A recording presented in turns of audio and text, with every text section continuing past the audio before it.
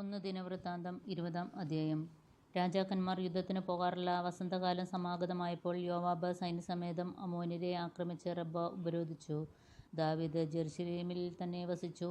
യോവാബ് റബ്ബയെ ആക്രമിച്ച് നശിപ്പിച്ചു. ദാവീദ് അവരുടെ രാജാവിൻ്റെ കിരീടം എടുത്തു.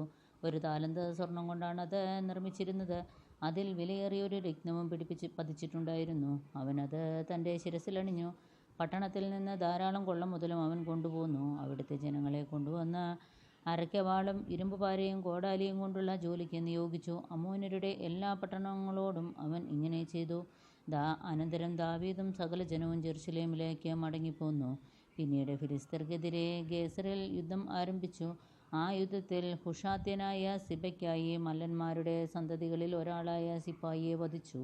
അതോടെ ഫിലിസ്ത്യർ കീഴടങ്ങി. ഫിലിസ്ത്യർക്കെതിരെ വേറൊരു യുദ്ധം കൂടി ഉണ്ടായി. അതിൽ ജായിറിൻ്റെ മകനായ എൽഹാനാൻ ഗിത്യനായ ഗോലിയാത്തിൻ്റെ സഹോദരൻ ലഹ്മിയെ വധിച്ചു. അവൻ്റെ കുന്തത്തണ്ട് നെയ്ത്തുകാരൻ്റെ ഓടം പോലെയായിരുന്നു. ഗത്തിൽ വെച്ച് വീണ്ടും യുദ്ധമുണ്ടായി. അവിടെ ദീർഘകായികനും കൈക്കും കാലിനും 6 വീതം 24 വിരൽ ഉള്ളവനുമായ ഒരുവൻ ഉണ്ടായിരുന്നു.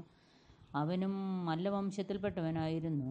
അവൻ ഇസ്രായേലിനെ അധിക്ഷേപിച്ചപ്പോൾ ദാവീദിൻ്റെ സഹോദരനും ഷിമെയായുടെ പുത്രനുമായ ജോനാഥാൻ അവനെ കൊന്നു. ഗത്തിലെ മല്ലവംശജരായ ഇവർ ദാവീദിനെയും ദാസന്മാരുടെയും കയ്യാൽ നശിപ്പിക്കപ്പെട്ടു. പിതാവിനും പുത്രനും പരിശുദ്ധാത്മാവിനും സ്തുതി.